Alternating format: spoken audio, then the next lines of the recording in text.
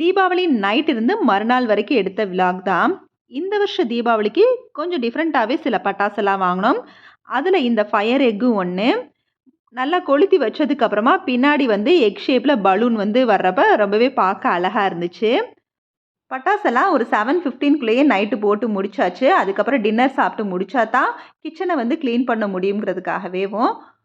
அதனால உள்ள வந்ததுக்கு அப்புறமா ரெஃப்ரெஷ் ஆயிட்டு, வீட்டுக்குள்ள இருக்கிறப்ப எப்பயும் ஹேர் ஸ்டைல் இதுதான். ஸோ அத வந்து ஃபுல்லா வந்து ஹேர வந்து பன் பண்ணிட்டு, அப்படியே வந்து நைட் டின்னரையும் வந்து முடிச்சாச்சு. இன்னைக்கு ஃபுல் டே நான்வெஜ்ஜுங்கிறதுனால, ஸோ கிச்சன் வந்து நைட்டு கிளீன் பண்ணா தான் நல்லா இருக்கும். அதனாலேயே வந்து ஃபுல்லா வேகமா வந்து சமையல முடிச்சுட்டு கிளீன் பண்ண ஆரம்பிச்சுட்டேன். கவுண்டர் டாப்ப கிளீன் பண்றதுக்கு முன்னாடி, இந்த தடவ தீபாவளிக்கு மொத நாள் வந்து என்னால வந்து விண்டோவ வந்து கிளீன் பண்ண முடியல. ஸோ கிச்சன் ஜன்னலையும் வந்து நல்லா வந்து கிளீன் பண்ணிட்டு, அப்படியே கவுண்டர் டாப்பையும் ஃபுல்லா வந்து லிக்விட் போட்டு கிளீன் பண்ணியாச்சு. இத இப்படி நைட்டே கிளீன் பண்ணி வச்சா தான் காலையில பார்க்குறப்ப கொஞ்சம் ஃப்ரெஷ் லுக் கிடைக்கும். கிச்சன்ல வேலை செய்யவும் நல்லாருக்கும். ஸோ அதனாலேயே வந்து ஃபுல்லா வந்து கிளீன் பண்ணிட்டேன். நான்வெஜ் வேற இருந்ததுனால நம்மளுக்கு வந்து ஃபுல்லா வந்து வாஷ் பண்ணி வச்சுட்டு படுத்தா தான் நீட்டாவே இருக்கும். ஸோ அப்பதான் ரொம்ப காலையில இன்ட்ரெஸ்ட்டா வேலை பார்க்கவும் முடியுங்கிறதுக்காகவே கையோட கிச்சன் கிளீனிங் எல்லாம் நைட்டே முடிச்சுட்டேன். என்னதான் எல்லா வேலைக்கும் லீவ் இருந்தாலும், கிச்சன் வேலைக்கு மட்டும் லீவே இருக்க மாட்டேங்குது. கன்டினியூஸா ஒன் பை ஒன்னா அடுத்தடுத்து வேலை வந்துகிட்டே தான் இருக்குது. ஓகே. இப்ப ரெஸ்ட் எடுத்துட்டு அடுத்து பார்க்கலாம்.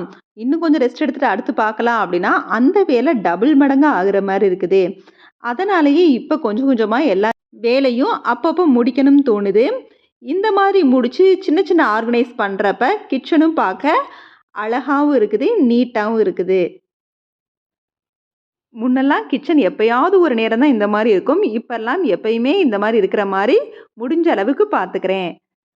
உண்மையிலே கிச்சன்ல இந்த மாரி இன்டோர் பிளான்ட் வைக்கிறப்ப, பார்க்க ஒரு பிளசன்ட் லுக் தெரியுது. அந்த இடம் வந்து பக்கத்துல எதுவுமே வந்து அசிங்கமா இருக்கக்கூடாது. நீட்டா இருக்கணும் அந்த இடம் அப்படிங்கிற தாட்டும் வந்து இருந்துகிட்டே இருக்குது.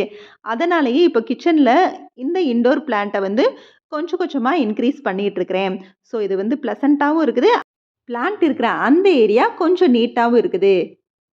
அதனால நான் இப்ப என்ன பிளான் பண்ணியிருக்கேன்னா, கிச்சன்ல ஏதாவது ஒரு இடத்துல வந்து டஞ்சனா வந்து அந்த கவுண்டர் டாப்ல எங்கெங்க வந்து போட்டு வைப்போம்னா, திடீர்னு கை வசம் வர்றது அந்த இடமா தான் இருக்கும். அப்படிங்கிற மாரி இடத்துலலாம் ஒரு மணி பிளான்ட்ட வச்சு விட்டுட்டோம்னா, அந்த இடத்த கொஞ்சம் நீட்டா பார்த்துக்குவேன் அப்படிங்கிற மாரி தோணுது.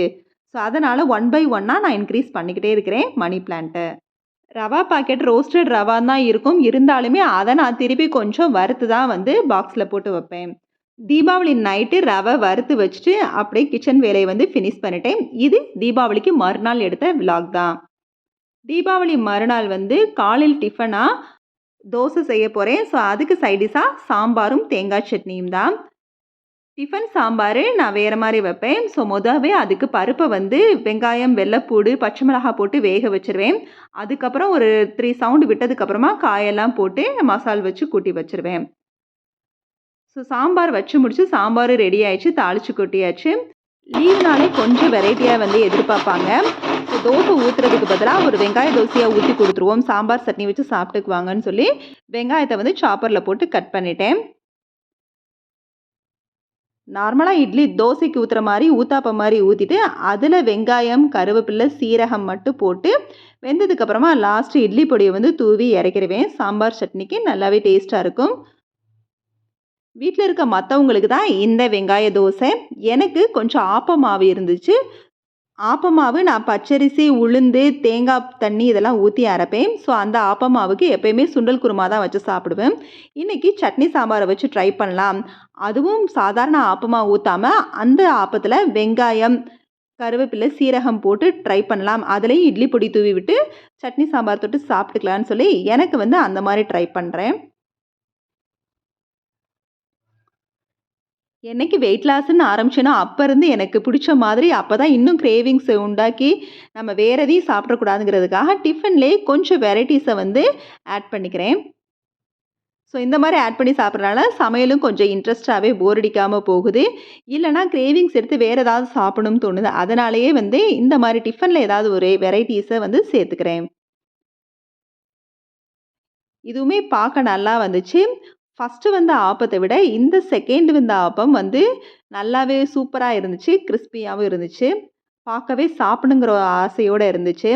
இதுக்கு சட்னி சாம்பார வச்சு ட்ரை பண்ணேன். இதுவுமே நல்லா தான் இருந்துச்சு. ஸோ 2டே 2 ஆப்பம், வெங்காய ஆப்பமா ஊத்தி, சட்னி சாம்பார வச்சு சாப்பிட்டுக்கிட்டேன். உண்மையிலே விசேஷ நாள்னு வந்தாலே எக்ஸர்சைஸ் மட்டும் பண்ண முடிய மாட்டேங்குது. இந்த 3 நாளா நான் எக்சர்சைஸ் பண்ணல. இன்னைக்குமே பண்ணல. மார்னிங் எந்திரிச்சதுமே குளிச்சுட்டு அப்படியே கிச்சனுக்குள்ள வந்துட்டேன். ஸோ சமையல் முடிச்சதுக்கு அப்புறமா நைட்டு வந்து வறுத்து வச்ச ரவை வந்து மூடி வச்சிருந்தேன். அதையும் வந்து டப்பால போட்டு கொட்டி வச்சுட்டேன். அதோட மார்னிங் விளாக் முடியுது. அதுக்கப்புறம் ஈவினிங் தான் விளாக் எடுக்க ஆரம்பிச்சேன். கொஞ்சம் காலையிலேயே வந்து கோல்டா இருந்ததுனால ரெஸ்ட் எடுக்கலாம் அப்படின்னு சொல்லிட்டு அப்படியே ரெஸ்ட் எடுக்க ஆரம்பிச்சேன். நைட்டு மருதாணி அரைச்சு வச்சது இருந்துச்சு. நைட்டு வேணாம் இந்த கிளைமேட்டுக்கு ஏற்கனவே கோல்டா இருக்கிற மாரி ஃபீல் பண்றதுனால, காலையில வந்து கொஞ்சம் படுக்கிறப்ப ஒரு 2, 3 ஹார்ஸ் மட்டும் வச்சுட்டு அதுக்கப்புறம் வாஷ் பண்ணிட்டேன். அதுவே கொஞ்சம் நல்லாவே பிடிச்சிருந்துச்சு. மருதாணியோட கிராம்பு, கொஞ்சம் லெமன பிழிஞ்சு விட்டு அரைச்சு வச்சோம்னா, நல்லா திக்கா பிடிக்கும்.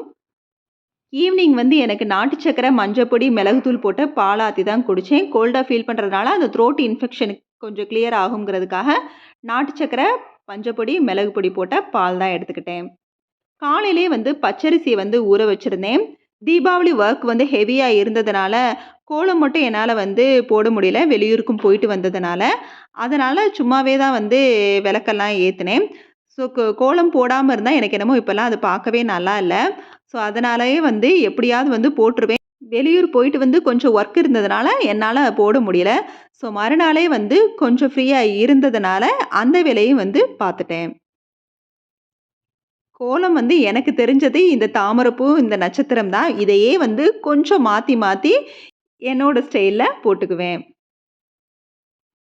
ஸோ இருந்ததுக்கு ஓரளவு எனக்கு இந்த பச்சரிசி மாக்கோலம் வந்து வருது. கொஞ்சம் இம்ப்ரூவ்மெண்ட் இருக்கிற மாரி எனக்கு ஃபீல் ஆகுது. ஸோ இந்த மாக்கோலம் காய கொஞ்சம் நேரம் ஆகும். அது காஞ்சதுக்கு அப்புறமா தான் விளக்கெல்லாம் அரேஞ்ச் பண்ணி வைக்கணும்.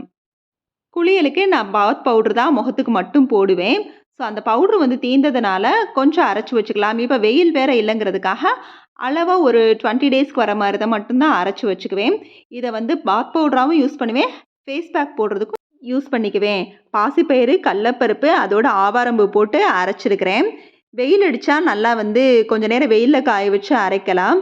வெயில் இல்லாததுனால நான் அளவா வந்து அப்பவே வந்து அரைச்சு வச்சுக்கிட்டேன், காய வைக்காம. நல்லா வெயில் இருந்துச்சுன்னா, வெயில்ல நல்லா காய வச்சுட்டு கொஞ்சம் எக்ஸ்ட்ராவே பவுடர் அரைச்சு வச்சுக்குவேன். வெயில் இல்லாததுனால தான் அளவா வந்து பவுடர் அரைக்கிறேன். இத நல்லா வந்து நம்ம சலிச்சு வச்சுக்கிட்டோம்னா, கொஞ்சம் அறப்படாம இருந்த அந்த குருணையெல்லாம் நம்ம இல்லன்னா நம்ம முகத்துல நல்லா ஸ்க்ரப் ஆயி அந்த இடத்துல வந்து புண்ணு வர மாரி ஆயிரும். அதனால சலிச்சு தான் பாக்ஸ்ல போட்டு வச்சுக்குவேன்.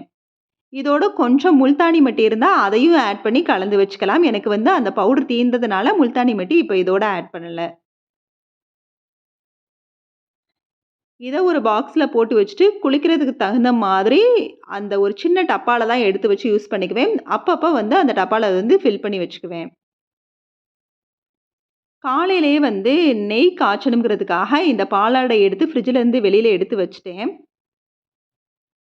கொஞ்சமா தான் இருக்குது. ஸோ இப்பவே வந்து டைம் இருக்கிறப்ப காய்ச்சி வச்சுக்கலாம். அதுக்கப்புறம் வந்து திருப்பி ஸ்டோர் பண்ண ஆரம்பிச்சிடலாம். நெய் இருக்குது. ஆனா டைம் கிடைக்கிறப்ப தான் இந்த மாரி வந்து சில வேலைகள வந்து செய்ய முடியும்.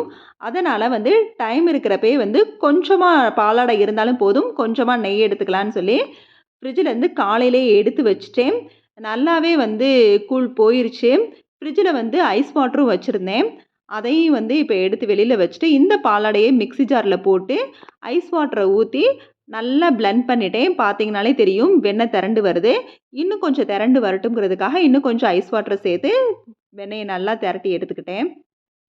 பக்கத்துல இன்னொரு கிண்ணத்துல ஐஸ் வாட்டர் வச்சுக்கிட்டோம்னா, நம்ம நல்லா வெண்ணெய திரட்டி பிழிஞ்சு பிழிஞ்சு அந்த ஐஸ் வாட்டர்ல தான் போடணும். ஐஸ் வாட்டர்ல போட்டா தான் நம்மளுக்கு வெண்ணெய் பிடிக்க நல்லா வரும். ஸோ நல்லா பிழிஞ்சு எடுத்துட்டு, அத ஐஸ் வாட்டர்ல போட்டு எடுத்து, கொஞ்சம் கொஞ்சமா வந்து நான் பாலா பிடிச்சு எடுத்துட்டேன். அதுக்கப்புறமா மொத்தமா ஒரே பாலா வந்து பிழிஞ்சு, அந்த தண்ணி மட்டும் இல்லாம இன்னொரு கிண்ணத்துலயும் வந்து ஐஸ் வாட்டர வச்சுக்கிட்டு, நல்லா வந்து அந்த வெண்ணெய வந்து அலசி விட்டுட்டோம்னா, அந்த கசடு அந்த ஸ்மெல் எல்லாம் போயிரும். ஸோ அதுக்காகவே வந்து 2 கிண்ணத்துல வந்து ஐஸ் வாட்டர் எடுத்து வச்சுக்கிட்டு, நல்லா இதுல திரட்டி பிழிஞ்சு எடுத்துட்டு, அந்த இதுலயும் போட்டு இன்னொரு ஐஸ் வாட்டர்லயும் போட்டு திரட்டி பிழிஞ்சு எடுத்துக்கிட்டேன்.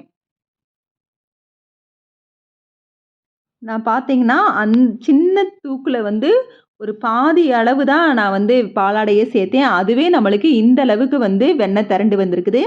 இத அப்படியே நம்ம வந்து ஃப்ரிட்ஜில ஸ்டோர் பண்ணி வச்சுட்டு, தேவையானப்ப வந்து எடுத்து நெய்யா காய்ச்சிக்கலாம். எனக்கு இப்போ வந்து டைம் இருக்கனால ஒரே தான் அந்த வேலையை முடிச்சிடலாம் அப்படிங்கிறதுக்காக அந்த நேரமே வந்து வெண்ணெய் திரட்டின கையோட நெய் உருக்கவும் ஆரம்பிச்சிட்டேன். இந்த வெண்ணெயை வந்து போட்டதுக்கப்புறமா ஸ்டவ்வை மீடியம் ஃப்ளேமில் வச்சு கொஞ்சம் கொஞ்சமாக வெண்ணெயை வந்து உருக்க வைக்கணும். இது நல்லா உருகி வந்ததுக்கப்புறமா 2 உப்புக்கல்லை வந்து கொஞ்சமாக அதில் போட்டோம்னா மணல் மணலாக நம்மளுக்கு நெய் கிடைக்கிற மாதிரி இருக்கும். கொஞ்சம் உப்புக்கல் போட்டு தான் வந்து நெய் காய்ச்சணும்னு சொல்லுவாங்க. நல்லா இருக்குங்கிறதுக்காக இந்த மாதிரி பண்ணுறேன். பார்த்தீங்கன்னா நெய் தனியாக கசடு தனியாக வந்துருச்சு. இந்த ஸ்டேஜில் முருங்கை இலை அல்லது கருவேப்பிலை வந்து சேர்த்து முருக விட்டுக்கலாம். நான் கருவேப்பிலை சேர்த்துருக்கிறேன். இப்போ நெய் நல்லா ஆறுனதுக்கப்புறமா வடித்து எடுத்துக்கலாம். இதை நம்ம மூடி வச்சிட்டோம்னா நல்லா ஆறுனதுக்கப்புறமா அந்த எல்லோ கலரில் நெய் கன்சிஸ்டன்சி கிடச்சிரும். அதுக்கப்புறமா பாக்ஸில் ஸ்டோர் பண்ணி வச்சுக்கலாம். இதோட இந்த வீடியோ முடியுது. இந்த வீடியோ பிடிச்சிருந்துச்சுன்னா லைக் பண்ணுங்கள், ஷேர் பண்ணுங்கள், கமெண்ட் பண்ணுங்கள். மறக்காமல் நம்ம சேனலை சப்ஸ்கிரைப் பண்ணுங்கள். Okay bye. தேங்க்ஸ் ஃபார் வாட்சிங்.